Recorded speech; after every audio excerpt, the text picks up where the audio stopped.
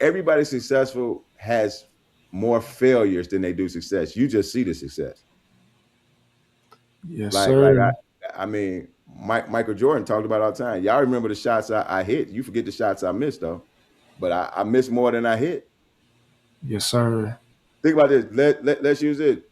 Me and you will go to the Baseball Hall of Fame if we bat 300.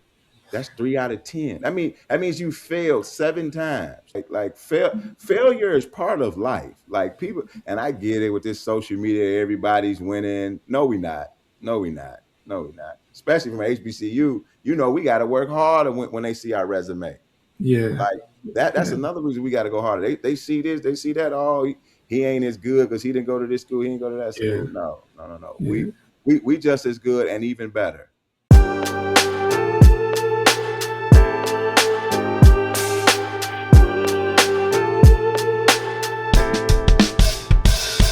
Welcome back to HBCU4U Podcast, the show where we sit down with HBCU alumni, educators, and community leaders who are out here making real moves and inspiring the next generation.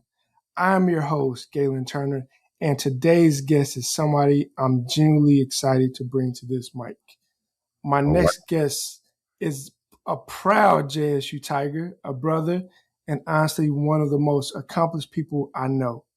Jason K. Ingram is a 7-time Emmy Award-winning producer with over 18 years in live sports television. He's produced for TNT Sports, NBA TV, and now HBCU GO. I'm sure he has some extra accolades as well, but we're going to leave it with that. Where his work has already earned multiple Telly Awards. When you watch the NBA, the All-Star Game, March Madness, Jason's fingerprints are on some of those moments you'll never forget. But beyond the accolades, he's been a big brother through Big Brothers Big Sisters for nearly 16 years, pouring into young people the same way JSU poured into him. Please help me welcome my brother, Jason Ingram. What's up, bro? What's going on, G? Good to see you, man. Honored to be Man, on your show. I've been watching you since you first started. I remember when it was just an idea. Now you everywhere, man. You on, man. I'm just happy to be here, man. hey, I'm elated and I'm honored to have you on the show, man. So let's jump straight into the questions. Right All right. into it. Good. For anybody just meeting you today, take us back to JSU. Ooh. What was that experience like and how did it set the foundation for everything you've built? Well, first, going to HBCU was one of my goals. Like being up north in Chicago, like we don't have what the South has. Like you can just go visit a school like that. So I want to especially thank the Chicago Classic. So Jackson State used to always play in the Chicago Classic. So that's when I first got to see what a HBCU was. And I also want to give a big shout out to my counselor who was a Jackson State graduate, and she made sure that one person each year went to Jackson State. So sadly, Vinny Thomas, you remember Vinny? Yeah, Vinny, yeah. yeah, Vinny used to throw the parties and Right, right. yeah, he used to throw the party. So he Was it was my Vinny and Tony? Was it Vinny? him and Tony. Vinny and yeah, Okay, that was okay, his okay. cousin. Vinny was his cousin. Okay, cool. Tony was his cousin. Y'all small Jackson State history right there. Y'all Tony was his cousin. So Vinny graduated. He graduated 4 years. So he's 2000. No, he's 96. Okay, So okay. somebody didn't go to Jackson State from my high school for 4 years. Ooh. So my counselor was on it. So when I went after me, somebody came, I think 5 to 6 years in a row. So Jackson State always, like, it just was in me, even when I didn't even know it was in me.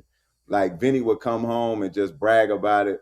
And then when I went, man, it changed my life, man, and in good ways and in bad. Like my life, like my freshman year, man. I thank you, Dr. Mark G. Henderson. I would not be how you started off, a proud graduate of Jackson State, without Dr. Mark G. Henderson. I'm not there. Quick story. I had a 1.6 GPA after my first semester. True Whew. story.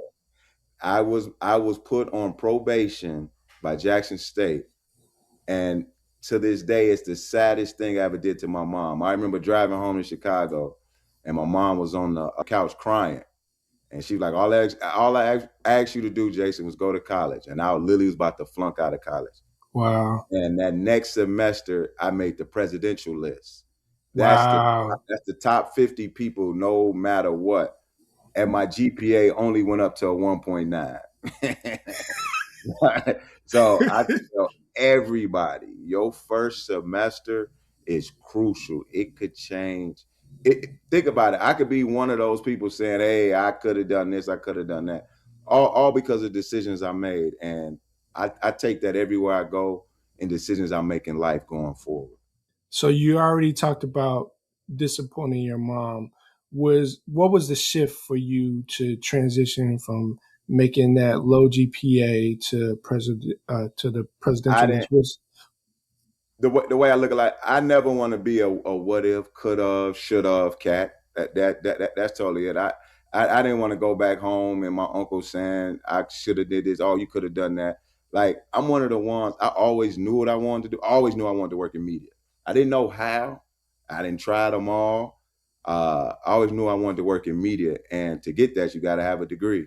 And in our day, things have Yes, changed now, sir. but in our day, like, you had to have a degree. So Jackson State just I mean, without Jackson State in the foundation, like, I can't speak on it. Like, our speech program, our journalism program, I mean, it's some of the best. You look at some of the people that have graduated from our program and what they've gone on to do. I'm just happy to have my name on the list. Yeah, bottle that up. Save that. Say we might get into that a little bit later. No name drop yet, because I definitely. I won't. Matter of fact, you can talk about that with the next question I have. So you already mentioned speech communication as your Mhm. degree, right? And you turned that into a career producing live TV for some of the biggest networks in the game, right? What did that path look like right after graduation? So watch this. Watch how Jackson State's gonna always like it's in me. So I went to grad school at Indiana University, and I'm trying to find a job. Like, it's '06. I'm trying to find a job. Remember Alex? They were twins. One had won Miss America. I mean, Miss Jackson State. Remember that? Okay. She had won Miss Jackson. She sends me an email. One of her sisters sends me an Okay. email saying, "Yo, congratulations going to IU." It was simple, just, Jason, congratulations going to IU. Everything. I saw the end of an email, and gee, it said at stl.cardinals. So I'm like, "Hey, what you do for the Cardinals?" She like, "Oh, I work in the marketing department." I'm like, "Yo, are they hiring all that?" She said, "I get back to you." She literally hits me up. I never forget, it was a Tuesday. She hit me up that Friday. She was like, "Jason, they are creating a post grad internship. They want to get more Black people into baseball." They was like, "Yo, it's not a lot of money, but they'll pay for your housing. Would you come for an interview?" That next Friday, I was moving to St. Louis, and I had Dope. work. I had worked for the St. Louis Cardinals in '06. That's the year they won in the media department. The year they won the World Series, man. What a Like, wonderful time to be with them, huh? oh man, what a wonderful time. So then that happened. After that internship, I would always talk to whoever the teams came. I had to move. I didn't have anything. I moved back home with my mom. I got an email from the Chicago Cubs, like, "Hey, do you my favorite baseball team, hometown baseball team, do you want to come work with us?" So I worked with the Cubs and player relations for a year and a half. Wow. Then my boy Rob was like, "Hey, the Big Ten Network is coming to Chicago. They looking for anybody. They just look. They about to start up.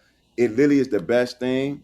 And I started working with the Big Ten Network, and I was there from '08 to 2010, and that's why I got my feet wet, because they was letting us produce. I used to produce the women's show, and they would just let us do everything, and it literally got my feet wet. And this whole time, I'm applying to Turner Sports this whole time. And a quick story, I was a finalist 6 times. 6 times. And when I mean a finalist, I mean it came down to me and somebody else. And on the sixth time, I got the job, and I was there for 14 and a half years. You talk about perseverance Oh man! and But persistence. but Wow. like I was saying earlier, like I'm never one of those people who woulda, shoulda, coulda. Way I look at it, G, you only on this earth one time, man. We got one of these rides, man, and I'm gonna ride it to the big Lord call me home, man. And you talk about shooter shooting, man. You Oh, started shoot it out, like that. you had a connection. It no matter how strong or light that connection was with Alex, that connection and that networking, you just threw something out there, see if they had the St. Louis Cardinals had something going on. And lo and behold, hey man, you know, I wish more people did that. I would love to touch on that. Networking. Networking ain't just putting a suit on, putting a nice dress on, going out, shaking some hands, like, and sending out an email. Like, literally build something. Hey, how can I learn from you? Like what are you doing right? And what am I doing wrong? We might could work with each other.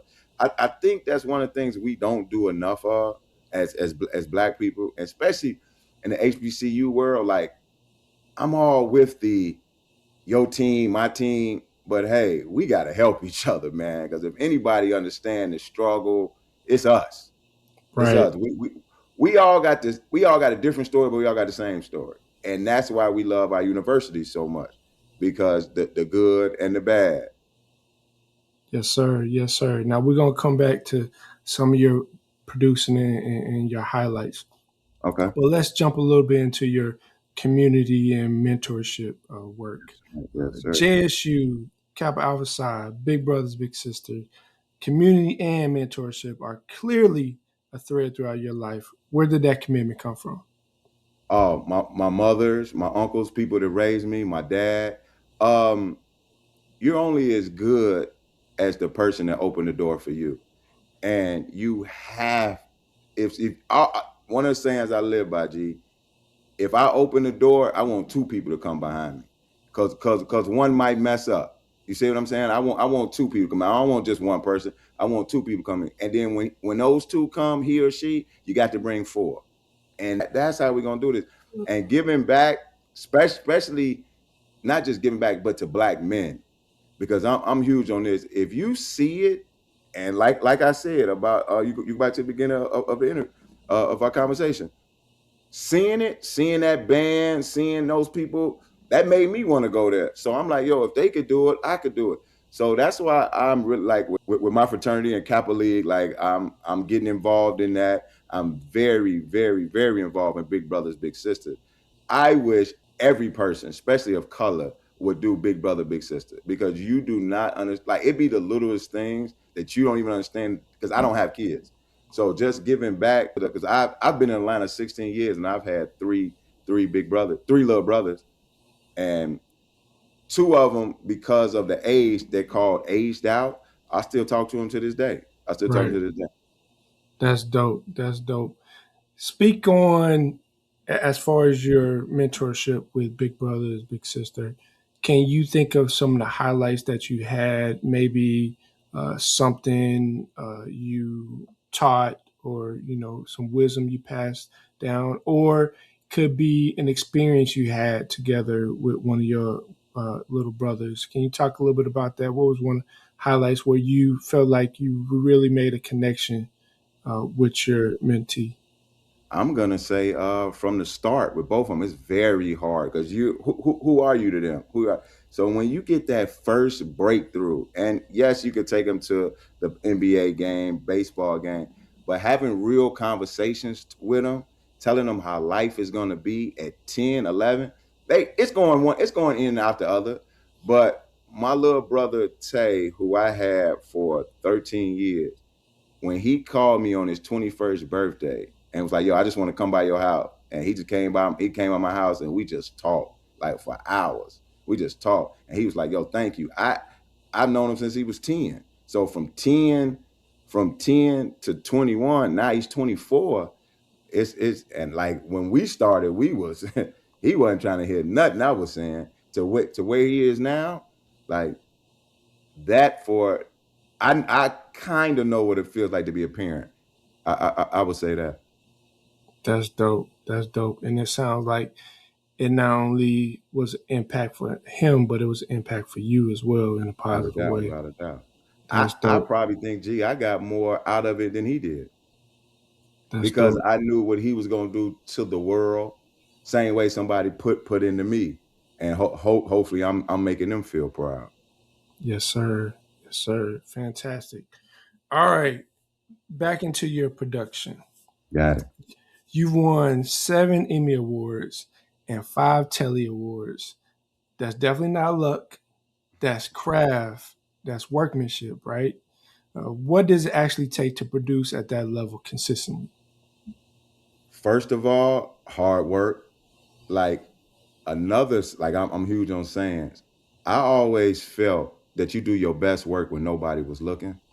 Like my best ideas actually came when I was sitting on the couch. A quick story: street clothes, Anthony Davis nickname, that came from me.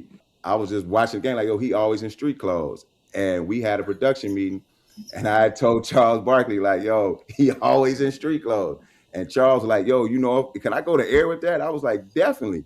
And if you go back and look on Inside the NBA, he was like, he called them street clothes. That literally came from my couch, just watching it. Like, in production, you have to be, and I hate what's going on. I hate what's going on right now in the journalism field because accuracy is everything.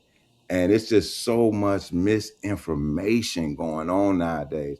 So to circle back to answer your question, it's all about hard work, working when nobody is looking. Like I always want to perfect my craft, like when nobody was looking, like always, and being accurate, like not being first, not being last, but being right. Like we have to get back to that in journalism. And Dr. Lewis, my professor from Jackson State, intro to journalism, she said that all the time. It's not about being, and you think about that, that was in '99. It ain't about being first who get in the store, it ain't about being last. It's about who's being right. And that's how you sum up my career. That's how I look at it. I'm all about being right. And you might be on the wrong side of right, but long as you're right. That's a bar. That's a bar, my brother. All right. For the people who know nothing about TV production, if you can just give a Cliff Notes version of Gotcha. what your role was in Gotcha. TV production. Okay. First of all, that's a great question. For all the people that's out there that don't even know about journalism, understand this: there are so many jobs that you don't know about. I get it. Everybody sees the person in front of the mic, but you never know about the person behind the mic. So one of my jobs is I would literally send the anchor to break. So you know how when you're watching the game and then it just goes to break, I'm counting in their ear: 5, 4, 3, 2, 1. I'm bringing them back to break. Also, remember when you're watching the game, they're talking for 2.5 hours, sometimes 3, or they forget what to talk about. So I'm reminding them, hey, bring up this story, bring up that story. The easiest way to say what I would do is when the announcers are talking to you, I'm talking to them. So I'm helping them. Hey, you ever watching the game and say this quarter is sponsored by State Farm? Marketing and send it to us. I had to write it out, and then I got to know when to place it. Like when, because like you still want the game to flow, but like Right. what I would do, like at the free throw line, I'd be like, all right, let's get it in. It's a free throw, or we doing a sub. Let's get it in during the sub. But like those are some of the things that my main job, I would say. And that's not only art, that's experience, right? Placement makes a big difference when you talk about certain subjects and stories you want to tell, right? That makes a big difference, and that comes with experience, man. That's beautiful. That is beautiful. Also, G though, you got to learn from your mistakes. I made one of the biggest mistakes in television history. Talk Like about it. Talk about it. you could look it up right now. I remember it like yesterday. Timothy Mozgov. It was a center. I remember like yesterday, he had 19 points, 21 rebounds. It was a Denver Nuggets record. This back when I was a graphics producer. I put that he had 91 points. It hit, it hit, it hit everything off of announcing everything.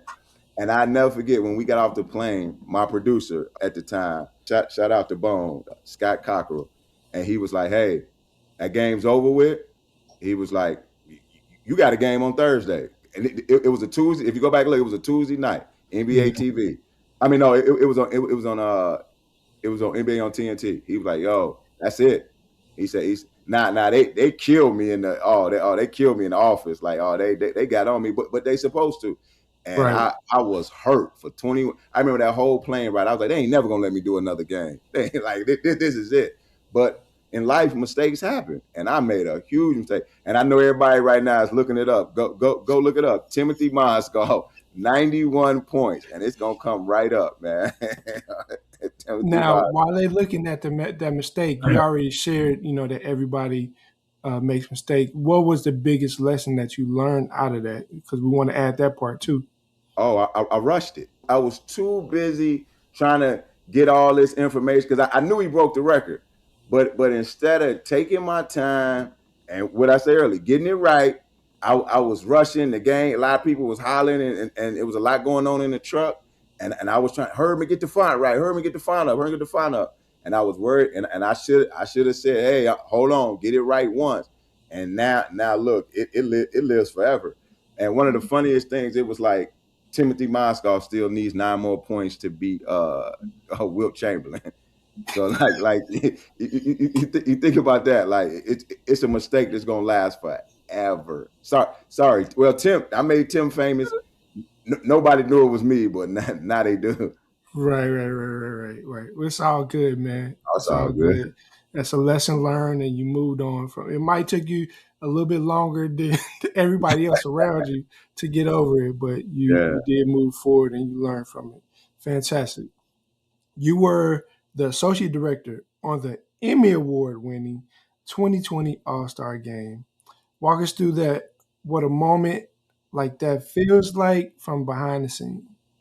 So first off, I know I shouldn't say this, but without a doubt, it's my favorite Emmy that I won. One, because not only did we win it for the All Star game, we won it for Game of the Year. And normally in the sports Emmy world, the Super Bowl wins every game. Also, if you go back and look, 2020 was the All Star game in Chicago, my hometown. So to win it in my hometown, to win it for Game of the Year, the game was great. I feel like we got all the stories out. I just feel like everybody was on the same accord, and you see what happened. We won Game of the Year to be part of the production crew that won Game of the Year. You can't take that on from somebody from Jackson State. Come on, man. From Jackson College for the real ones. Yeah, like Yes, so. sir. And it And it, it, it all it always circle back. And funny thing is, when we won, first person I called was Dr. Mark G. Henderson, and just thanked him about earlier how my life.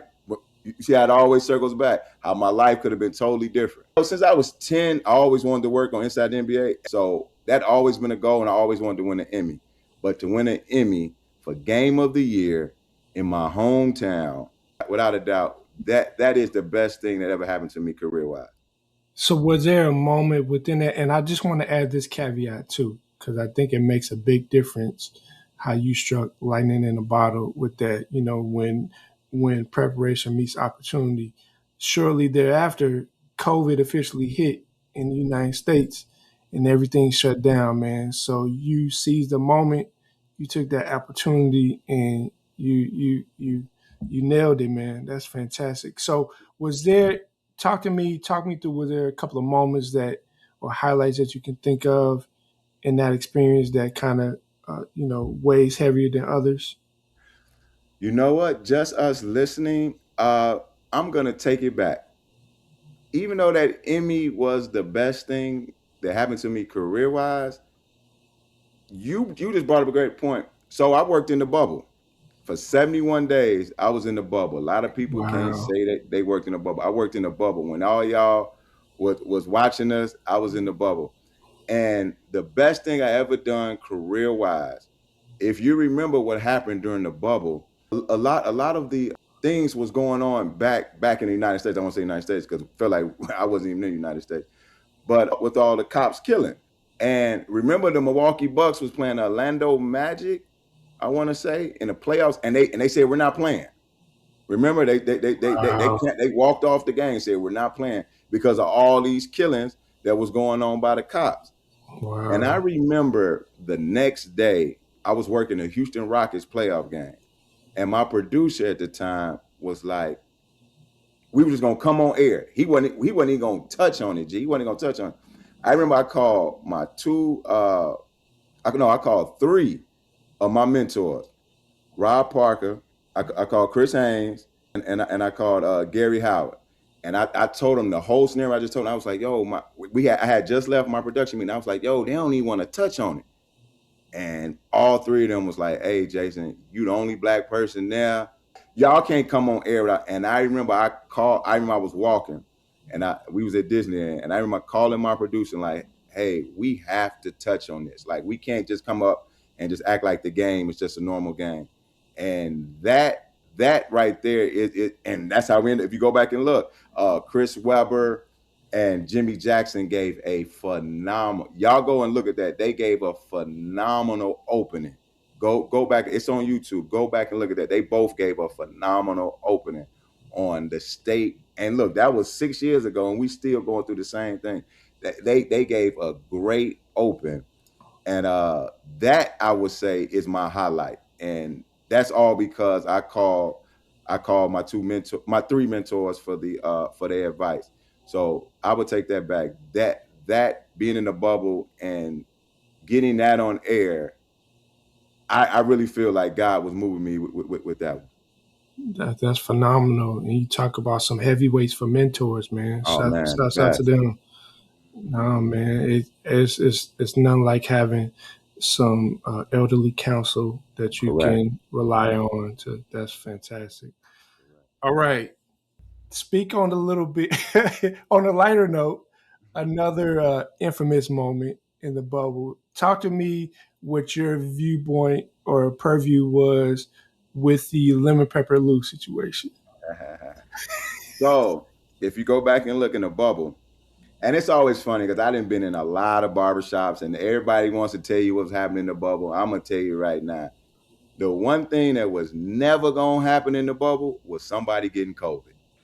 Our doors was locked. Like, you couldn't even open your door without, every night before you went and before you left, you would get tested. And unless it went green on your wristband, you wasn't getting out. So they was gonna make sure they was finishing that season. So I'm gonna tell you, I'm sorry to put everybody, all that y'all heard that happened in the bubble did not happen. So I totally understand the NBA telling Lou, for you going out there, you can't come back right away, because I think he had to sit for like a week or something. But Yeah, they had to finish that season. But again, for all y'all people that heard all the stories, I'm telling y'all, I'm sorry to bust y'all bubble. None of them were true. All we did was walk. All you did was walk around and just and work and yes, eat. sir. Yeah, Yes, sir. All right, good deal. You produced In the Post with NBA Hall of Famer Kevin Kevin McHale. McHale. What did working alongside someone at that level teach you about storytelling and preparation? So at first, I didn't know what I was gonna do. I had no idea, and I'm like, oh, this Kevin McHale, like the Hall of Famer, and we just started vibing. And what we wanted to do was bring the old school to the new school. So I would show a new, like, I remember I did one on Joker, and I compared them. I compared his post moves to Kevin's post move, and each week I would get film of old players and then show them how the new players had a game, just to combine the old school with the new school, just a little, because you always hear about Wilt Chamberlain, but ain't none of us seen him play, or Right, Bill right. Russell. None of us seen it. Bob Cousy. Like, somebody the other day was like, who is Bob Cousy? I was like, yo, like, Bob Cousy is probably one of the greatest point guards of all time. But no, none of us seen us play. So Yeah, I wanted to help out both generations with that.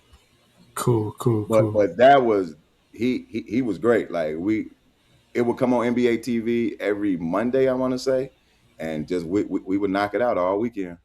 With that experience, what was the thing that you learned either from him or within that production itself? What was the biggest thing that you learned out of that? I'm gonna use a Biggie line. They breathe just like us. Like even though we be looking at them on that pedestal, they breathe just like us. He was me. He would joke on me. He would always talk about my clothes. Like he was he Kevin's Kevin, man. Like a great guy. So like I had to take down it. Okay, this is Kevin McHale, the Boston Celtics great, like Hall of Famer. I had to take it and just talk to him like I talk to my coworkers. And Yeah. what we did probably about 8 episodes. So Yeah. I'm truly honored. Honored to say I got that opportunity to work with him. I hope you got some points up on him. Sounds like he was scoreboarding on you, man. I hope you got some Oh shots up man, too. he probably steal it. He probably still put 25 up if he wanted to, man. All right. You've built your career telling stories on some of the biggest stages in sports. How important is it to you that HBCU culture gets the same level of quality coverage and representation? I love what's going on in the HBCU atmosphere now. Like you think about it when we was on the yard. I, if one game came on BET, we were always going crazy. Literally, all the games are on now. Now we have to do a better job in getting the word out because hey, if a tree fall in the forest, nobody hear it. But the first step, it's been made. Every game with SWAC TV, HBCU GO, ESPN Plus, we are getting HBCU games on linear TV. Like we was lucky to get one or two. You know, the Bayou Classic always came on, Yes, but yes. now you're getting everybody's being seen. Now we have to take it. We have to go a step further though. We have to put some money into these shows, and we have to watch them. We can't just be happy it's on. And one thing I always disagreed with, and just talking to people behind the scenes, they always felt the HBCU games shouldn't come on TV because it would take away from the attendance. I always felt that was dumb. You're always going to the games, but people, you can't go to every game. Right. You can't. People still watch Alabama on ESPN every week, and they got a packed house. People still watching Ohio State, they got a packed house.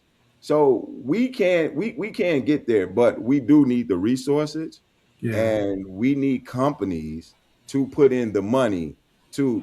There should be a pregame show the same way there is a game day every Saturday. You see, game day has won the Emmy the last 3 years. Why can't we have a HBCU game day type of show? Why not? And Yes, I would sir. love to produce it. By the way, if anybody is looking for a Talk that. producer, No, talk that. Say that. yeah, definitely. Now, one of the productions that I'm very proud of seeing, I saw just a little bit of it, but I did see it, that you had a direct impact on was you produced something about the sonic boom of the South. Did Yes, you sir. not? Talk Yeah. a little bit about that, please, sir.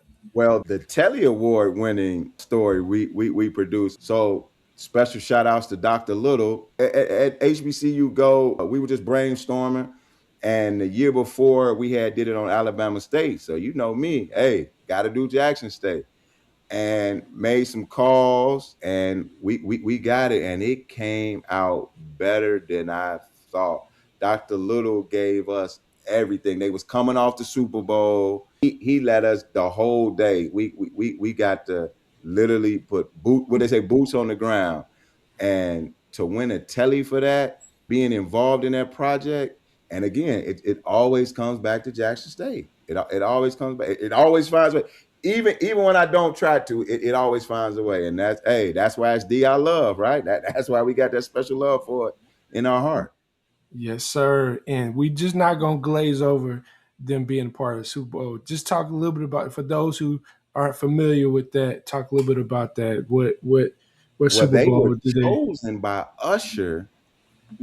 You are totally right. They were chosen by Usher to perform in it. Then after that, if they did the Rose Bowl, correct? They Correct. did the Rose Bowl right after the Super Bowl, and don't forget they still did every classic and every home game. So the sonic boom got a special thing in all our hearts. Like just even if you didn't go to Jackson State, you when that boom get to going, you got to do it, man. There's nothing like it. Yes, sir. Yes, sir. Fantastic. Fantastic. When you look at how HBCUs are covered in the mainstream sports media, you talked about it a little bit already, compared to where it should be, what's missing and what needs to change. You spoke on a little bit in the last, but just Money, expound on that. money. I think it's that simple. I think it's money. If you look at, and you can stay on Jackson State. If you look at what Dion did to the program, he took it to another level. Let's we need to take all HBCUs to the next level, the same way Dion did. And the spotlight is there. It's there. HBCU GO has 13 games this season. SWAC TV has more than 40 games this season. ESPN Plus has, so it's there. But what we need, every alumni chapter in the city should be having parties every Saturday. That's what the PWIs do. That you're in Dallas, and you and Leon are very huge in the alumni chapter. They always have. He has parties at Fat Burger. So the way that's how it should be here in Atlanta. They have them at oh man, what's the name of the I forgot. It's gonna come to me, man. I think a change is happening, like, and that's a good thing. And we have to get on board. Like these classics, we have to go out and support. But again, it keeps coming back to money. Like we have to put in our money and our resources, and then we need companies to sponsorships to come in the same way they're sponsoring those PWIs. We need them to sponsor the HBCUs, but I have to give a hand clap to the people behind the scenes that are getting us recognition on television that when we was in school we had none of that. For sure, for sure. You already mentioned if we got a game on BET, that was like the highlight. That was the And highlight. we, Yes, yeah, yes, yeah, yeah. yeah. Robert Kent, Superman. was slanging that thing on BET. Yeah, yeah, So yeah. that's beautiful. All right, now you produce content specifically centered around HBCUs. How has that work shifted your perspective on the impact HBCUs have beyond just athletics? Well, the show that I would love to highlight is our basketball show. It's called the Crossover Show on HBCU Go, where we just actually won a Telly for it. What I love best about that show is, yes, we have the Jackson States, the FAMUs, the Howards on, but we also have the Central States, the Miles Colleges, those, because that's also what I think we forget about a lot. Because when you hit HBCUs, you hear the same five: Spelman, Howard, Morehouse, Hampton, FAMU. It's way more HBCUs that aren't getting recognized, but are doing amazing things, and amazing alumni are coming out of it. That's why I really love your show, because we can highlight anybody that played ball or not. But you, G, what you doing, you highlighting regular people in the sense that went to HBCUs that are doing phenomenal things. So I really want to shout you out for putting the spotlight on different alumni. Like one of the shows I literally wanted to get on HBCU Go was something like this. Like you, what you doing, man, you don't understand, man. And I know you might feel it's a slow build, but you're special, man. Like you're I special, appreciate that. I and appreciate you highlighting is what this is literally what we need. So to answer your question is literally what you're doing, highlighting people, showing people that they are other avenues. Like we got to stop. We got to get out of those saying it's three ways to do things, man. It's 4, 5, 6, 7, 8, 9, and it's a new way every day. Yes, sir. Yes, sir. Now you remember we said shoot or shoot, right? Hey man, hey, connect me with the people, man. Hey man, I have no problem doing that, man. I'm a free agent. I have All no right. problem doing that. Yes, Cool. Cool. what you're doing in the HBCU space, man, it's beautiful. It's a passion for me, right? Mm, Because I feel like going back to what you were talking about with Big Brother, Big Sister, I just feel like if we can change the mind of just a few young people, right, make that impact, I think that can have a trickle effect. You already talked about opening the door for two people, and those two people open the door for four people, and that's kind of the same thought process I have with this show, because I want this platform to not only expose the people to these beautiful professionals that have HBCU backgrounds, but I want these young people to think outside of the box that they may normally be think of, or that's what's being spoken of, right? You already talked about there's those, top five HBCUs that people speak on, and but this show is geared towards expanding the mind of beyond not just the schools, but different degrees, different professions, so you can think outside of what's normally being talked about. So I appreciate those kind words, and that's a part of my mission and what I shoot for with this show as well, man. So I appreciate that. How did this show come about? Great questions. I have been talking about this for 6 years, and I want to give a big shout out to my big homie, my big mentor, Douglas Ford. I don't know, did he graduate by the time you were? He may have still been there, but it was just y'all might have just passed each other. But he started an organization called Blurred.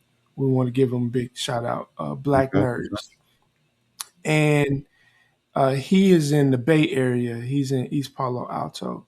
So me seeing him mentor these young people to not only to be professionals, but guide them through not just Jackson State, all any HBCU you can think of. He's got kids there, Morgan State, Morris Brown, North Carolina A&T, just you name it.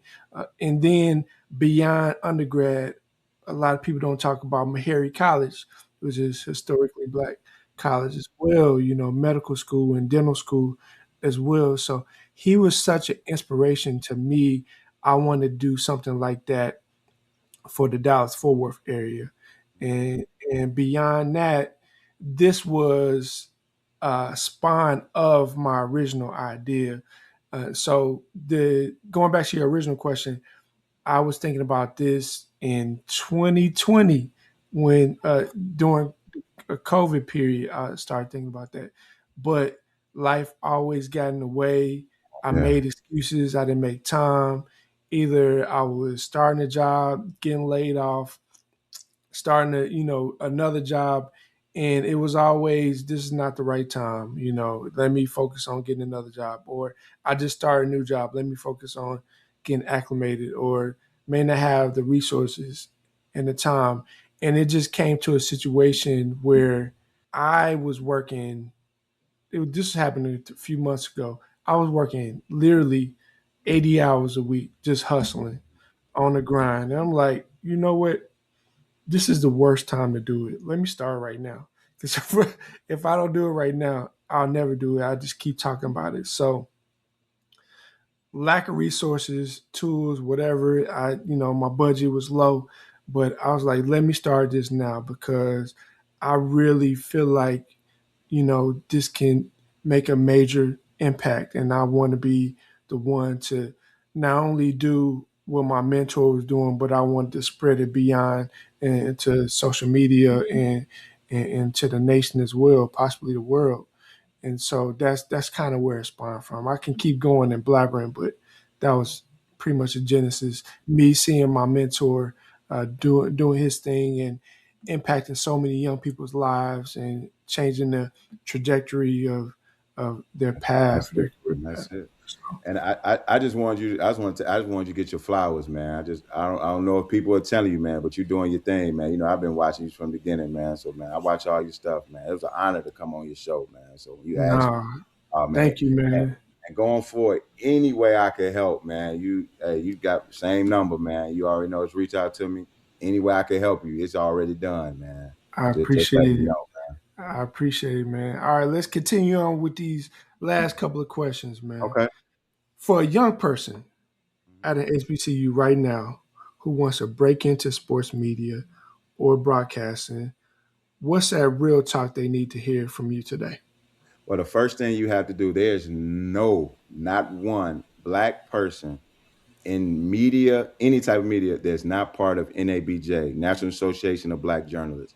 So your first thing you have to do is become a member of NABJ. They are there are chapters on colleges, but not a lot of them. But you can become a member, and our yearly conference this year is actually in Atlanta. It's August 10th. Small plug. I'm on one of the panels on the August 13th. I'm speaking on pivoting in media because when I got laid off in 2023, so I'm actually on the panel. So first thing, you got to be part of NABJ. You have to. Two, and somebody told me, I learned this when I used to work at when I was intern at WAPT. Nobody turns down free work, and I get it. Nobody also wants to work for free, but your freshman year, your sophomore year, there's a radio station by you.